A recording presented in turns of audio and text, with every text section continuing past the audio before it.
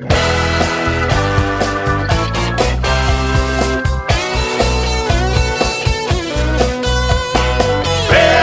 is coming, don't stand in the way. FAIRtax is coming across the USA. FAIRtax is coming, clean up this mess. We got to get rid of the IRS. Hey, hey!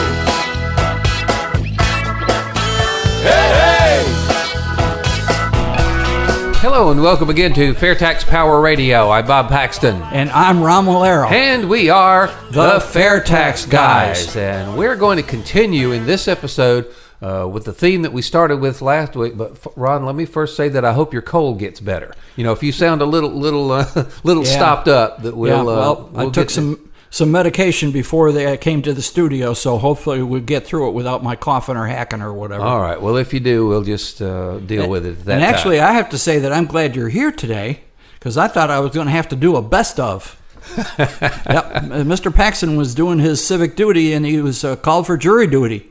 Yeah, well, they settled the case and we got out early, so we were able to do our recording session this week that it was in serious jeopardy. Not that people listening really care about that, but that's what we're doing. Anyways, yeah, they care about the FAIRtax. They do care about the FAIRtax. And last time, if you missed it, we were talking about the better way, in quotes, and that's the name that's kind of been applied to the tax reform proposal that Paul Ryan has in the Ways and Means Committee, and comparing that with the best way, which is the FAIRtax. And right. we hit on a couple of the points on that the last episode.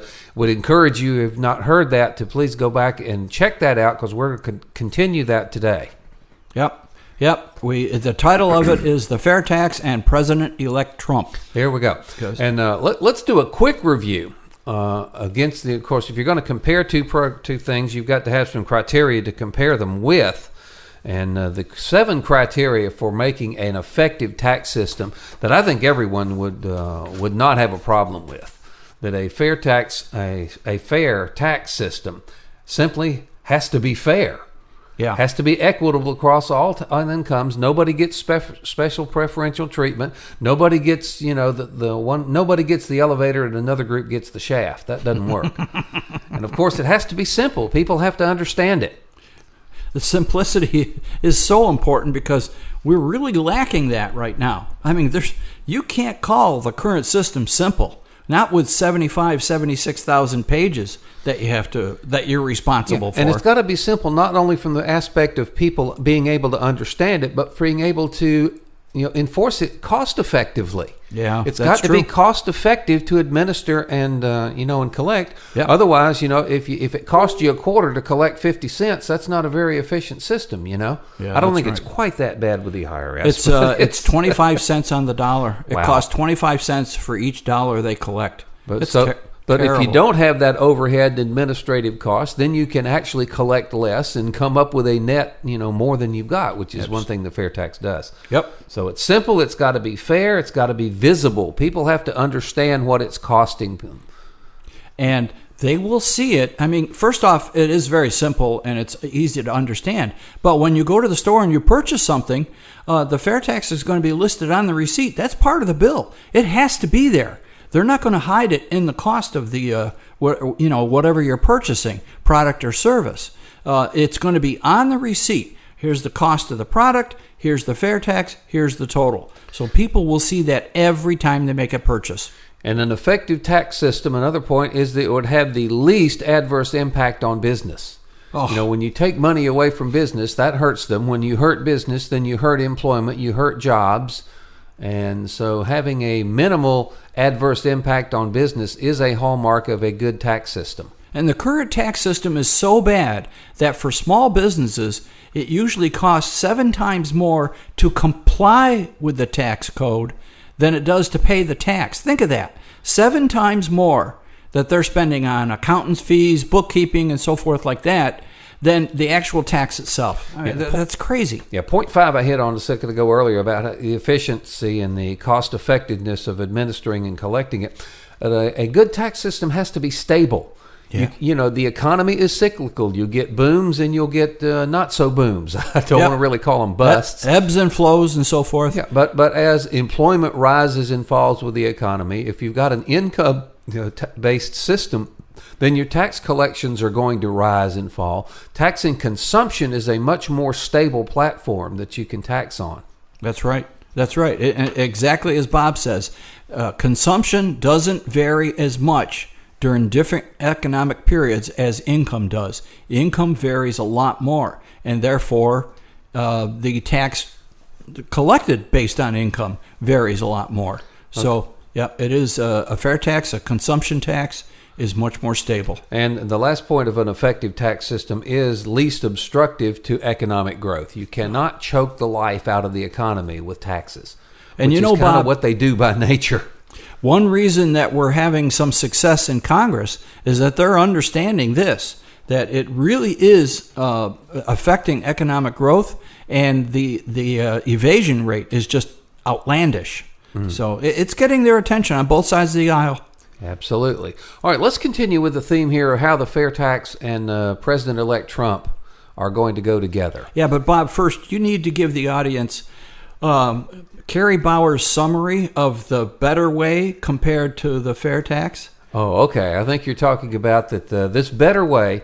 They are proposing that we go from a system based on income, personal and corporate income taxes plus payroll taxes administered and enforced by the Internal Revenue Service. That we go from that system to a system based on personal and corporate income taxes, payroll taxes administered and enforced by the Internal Revenue System.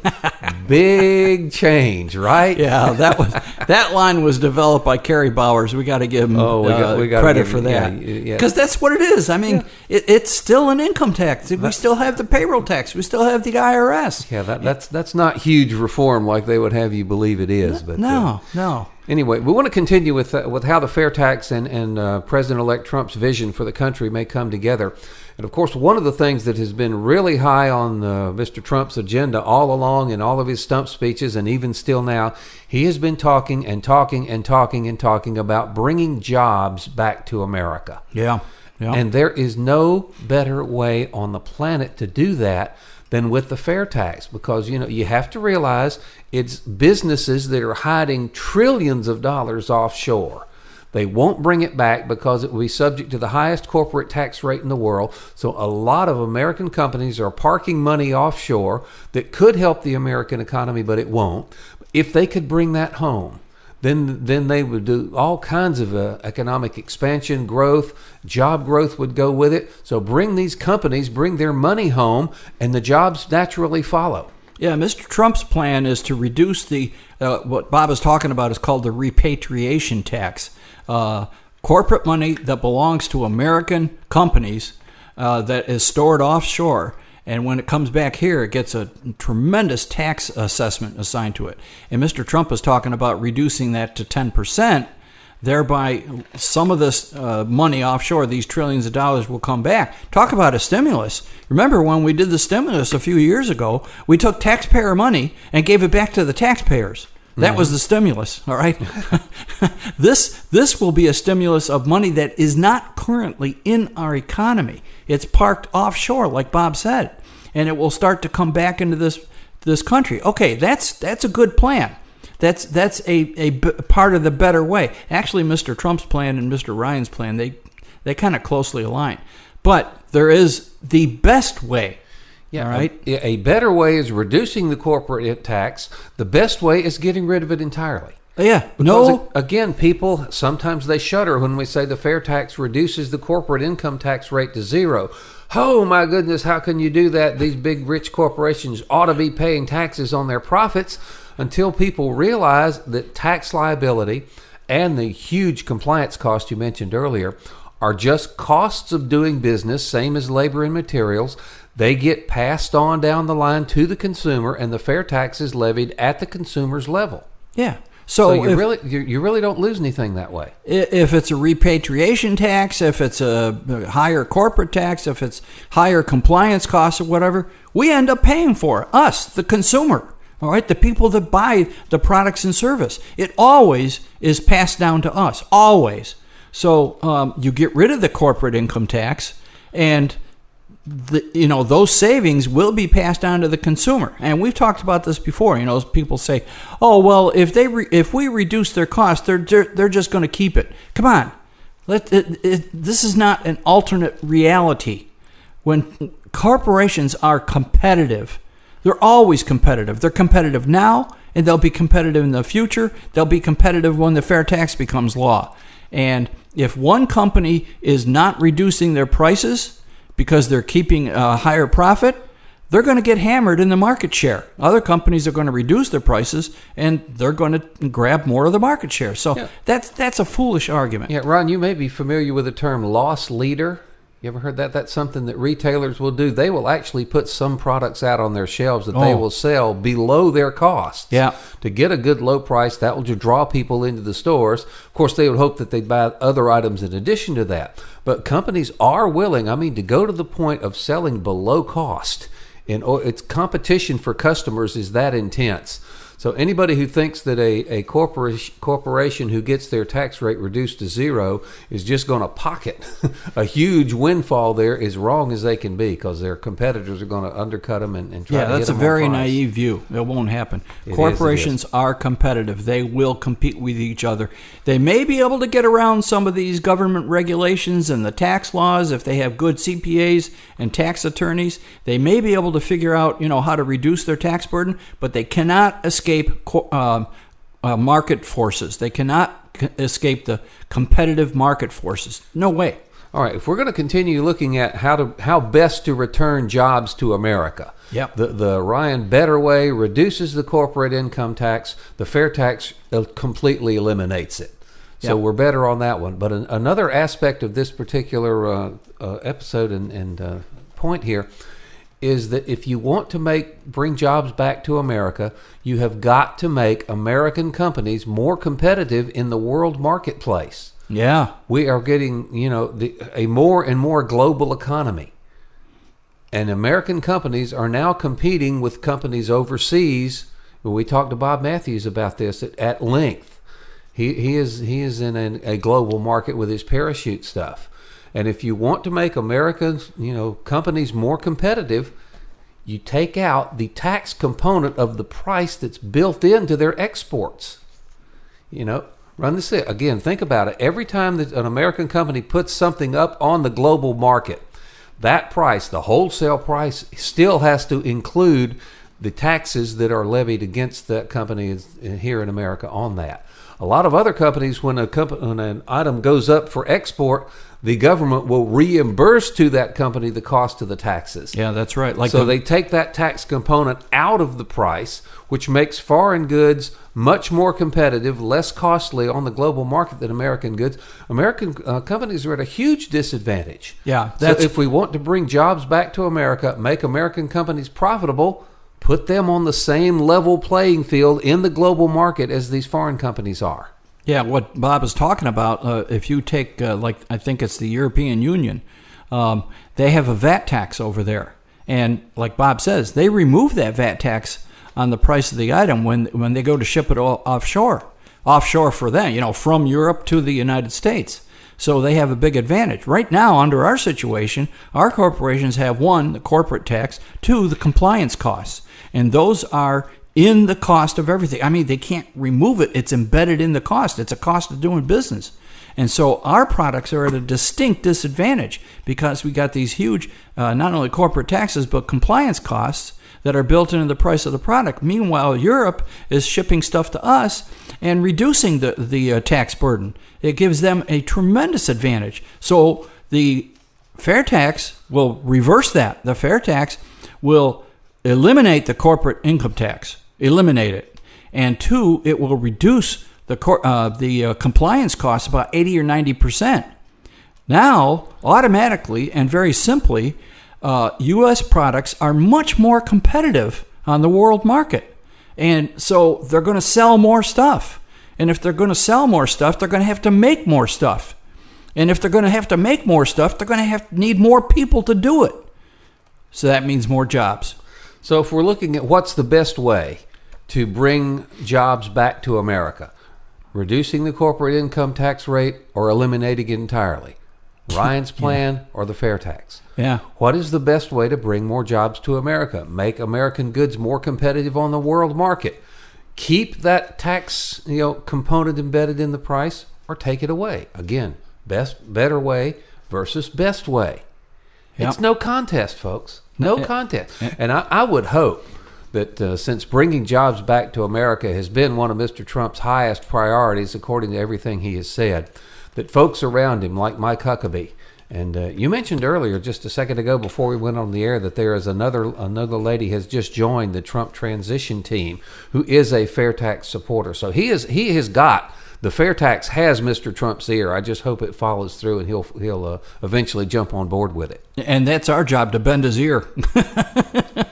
There's no way around it. I mean, that the FAIRtax volunteers are gearing up. We're going to have a conference call later this evening, Bob and I, and the people from the Americans for Fair Taxation are going to lay out their plan for the next 6 months and what is happening and what needs to happen. So, yeah, we've got to get in there and we've got to capture Mr. Trump's ear. And like Bob says, we've got all kinds of fair tax people around him. Let's take a moment to remind people. Mike Pence was a FAIRtax co-sponsor while he was a congressman, I believe 10 of the 12 years that he was in Congress. Mike Huckabee, Governor Huckabee, when he ran for president, both times, he ran on the FAIRtax unabashedly. And Mr. Huckabee's daughter works for Mr. Trump. And then there's an economic advisor, Stephen Moore. He's not a politician. He's a policy guy, tax and economic policy guy. And he's a FAIRtax guy. And the most recent addition, Marsha Blackburn, Congresswoman from Tennessee. I was trying to think of her name. That's it. Thanks. And she is now, I just saw it like a day or so ago, she is now on the Trump transition team.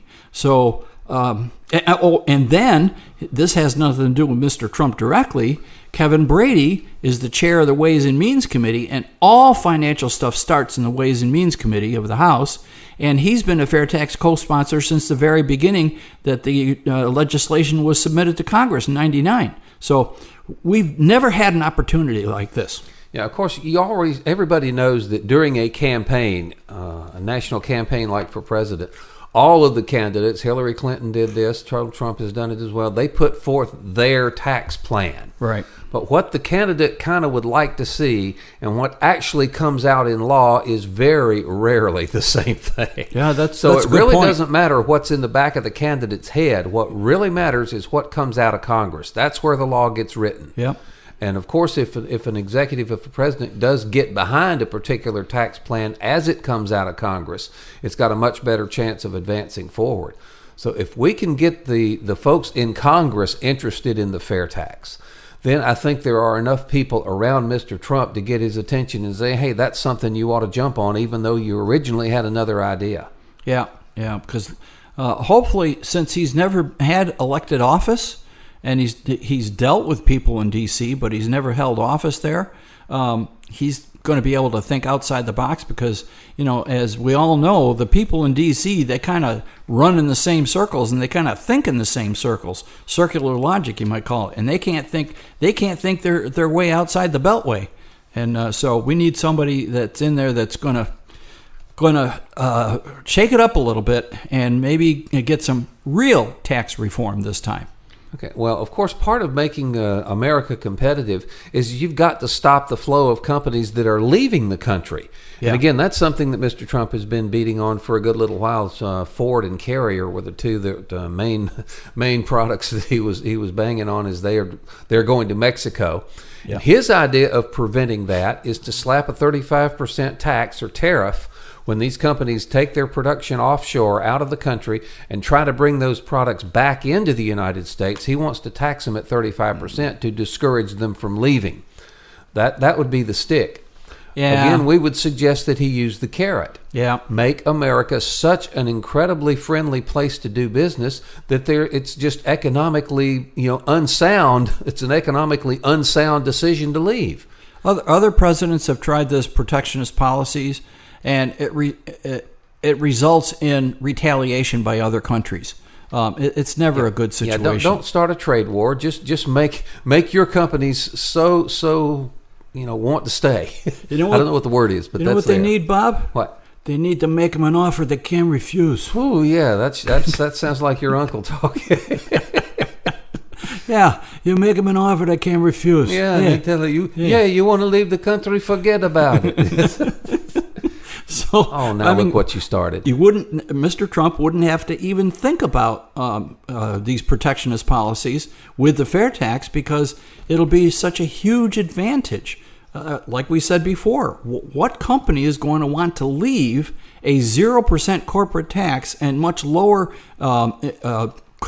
compliance costs almost completely gone? Yeah. What company would want to leave that and go to another company? Even Ireland, which has a remarkably low corporate tax, I think it's like 15%. A lot of my youngest son works for a company that's based in Ireland because of the corporate tax. So what company is going to want to leave the U.S. with zero corporate tax and way, way lower compliance costs and go to another country that has a corporate tax and has to comply with it? So the protectionist policies, if I could talk to Mr. Trump, which is not very likely, I could say, hey, you really need to rethink this and you need to look at the fair tax because this is one tax proposal that's going to solve a lot of your problems. I mean, we've been over this before, that the fair tax is not just a tax plan, it's an economy plan and it's a jobs plan. And it's a future plan for our children and so forth. It covers so many things, and it would handle the corporate inversions and so forth. So once again, this better way that's being touted out of the Ways and Means Committee, again, is better than what we've got. Because I don't think it's hardly possible to get anything worse than what we've got now. Yeah. But the better way is not the best way. And we, the people, the grassroots, have got to get through to the politicians, including President-elect Trump, and of course, especially the Congress people that are actually going to have to put the law together that he will either have to sign or veto, and convince them that better is okay, but we need the best way. We need the fair tax. Yep. And we have our hands full with this job, but we've got to get it done. The next 6 months is really going to be critical here. So yeah, because think about it. Once the politics, again, we've hit on this point many times before. The tax code we have is exactly the one the politicians want us to have because they can write it to say anything they want to. And they have been, exchanging tax favors for campaign cash for decades. And that has got to stop. It has simply got to stop. There's got to be a better way to do this. People, again, are bemoaning how much money is in the politics these days. Well, let's get the lobbyists out of the equation. That leads us to this one on the list, best potential to deter crony capitalism. I've talked to other people that have a better handle on what's going on with the economy and corporations, and I know one of these fellows who is a retired attorney said, well, the really large corporations, they're not they're kind of enamored with the current system because they can afford the lobbyists to go in and lobby and influence Congress to get tax breaks that favor their companies.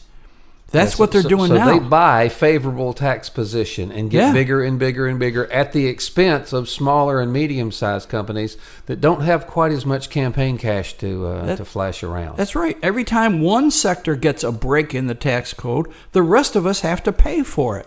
So, so some of the really large companies, they kind of like this crony capitalism because they've got some cash to spread around and influence our Congress critters, all right? The fair tax does away with that. Since there'll be no corporate income tax, there'll be nothing to influence. So the lobbyists there, those 10 or 12,000 lobbyists, are going to have to find a real job. Yes. And the evasion you mentioned, that is just rampant with the current system we've got. That's got to go away. So again, the better way is not the best way if you're looking at that as well. So, oh mercy, we are running short on time again already. Really? Let's tell folks again, how they can get in touch with us. The FAIRtax Guys at gmail.com is our mailing address, or our email address, of course. We're on Facebook, The FAIRtax Guys. We'd love for you to leave us a comment or a question or anything like that. And who knows, we might even use it on the radio here one of these days. Yep. And for the fair tax itself, there's two websites. To learn more about the fair tax, if you're just introducing yourself to it, go to fairtax.org. That's the main website of the Americans for Fair Taxation. Lots of information there, fairtax.org. And then if you care to get involved, and we really encourage you to get involved, even if you can't do it financially, do it data-wise. BigSolution.org. BigSolution.org. There's 4 buttons there: connect, support, contribute, and build. The connect button is where you put in your information, and from there on you'll be getting a FairTax Friday and any other notices that are very important. So that's the connect button. The support, you can sign the petition, and those petitions do go to Congress. Steve Hayes and Peggy Green Ernst go up there once a month, and Peggy is very good at lining up like 15 to 20 appointments up there. And they go up there and talk to people, press the flesh, get in their faces, and you. If you listen to our episode that interviewed Steve Hayes, he's had discussions with Paul Ryan. So they're up there, and these petitions do go up there. The contribute, of course, is we need your financial support. There's no way around it, and we really need, if you can see your way clear, join the 1040 Club, where you commit to contributing $10.40 a month. Those sustaining memberships will be very good. And then the last one is the build, and that's where you put in the names and email addresses and stuff of your friends and neighbors, and they get an email that says, would you like to support the fair tax? If they click no, that's it. They're never bothered again. But the build is very important, because we need to build our database. We need to have lots and lots of people in the database. We've got to build up the numbers, because politicians pay attention to the numbers. Yeah. We've mentioned before, the NRA, whether you like them or not, you have to realize they are powerful because they have so many members, and we need to get that kind of clout behind the fair tax. Yeah, that's right. That's what we're aiming for. So that build button is very, very important. So even if you can't contribute, the other 3 buttons you can do. And you can support us. And then we have PopVox. POPVOX. That's a great website. It's not directly connected to the fair tax in any way, but you can go on to PopVox and log in with your name and address. That way they know which congressional district you're in, and you can weigh in on any pending legislation that's in Congress right now. Anything. The fair tax, anything else. And you can state your support or your non-support. You can say why you like it or you don't like it and so forth. And your comments go to your congressman and your 2 senators. So PopVox is a great website, because people in Congress do look at it. I mean, they do look at it. They can quickly look and see what's going on with a particular bill in their district, and very quickly get the sense of the people. All right. And I'll give you one more chance to not get in the doghouse with your wife, and you can talk about the webinar. Oh, yeah, the webinar. Normally, the webinar is the 4th Thursday, but this time of the year, Thanksgiving and Christmas coming up, I think it's going to be December 1st, which is, this is being recorded before that. But anyways, you simply go to fairtax.org/webinar. fairtax.org/webinar. It'll tell you when the next webinar is. It'll let you register, because you do have to register in advance. And it'll tell you what they're going to talk about. They usually do a quick review of the fair tax, then they go into a special topic. fairtax.org/webinar. All right. Well, don't let the politicians foist a better way on you when there is a best way. Yeah, that's right. That's it. We have got to get this better way, not really get it defeated, but get the fair tax up against it in a fair comparison and a fair debate. And I'm convinced, absolutely convinced, that if you set these 2 plans side by side, take an objective look at them, fair tax wins every time on just about every criteria that makes a good tax system. Make every effort you can to contact the Trump team and contact your congressman and so forth, wherever you are. And if they are a co-sponsor of the fair tax, give them thanks. And if not, insist that they co-sponsor it. Especially in January, they're going to have to start all over again, because we're going to have the 115th Congress, and all the legislation starts over again. So. Okay, again, thefairtaxguys@gmail.com, or our Facebook page, is we'd love to hear from you. And that's going to wrap it up, do it for this edition of Fair Tax Power Radio. I'm Bob Paxton. And I'm Ron Malero. We are the Fair Tax Guys, reminding you that the fair tax is America's big solution, and once you understand it, you'll demand it. Fair tax is coming, don't stand in the way. Fair tax is coming across the USA.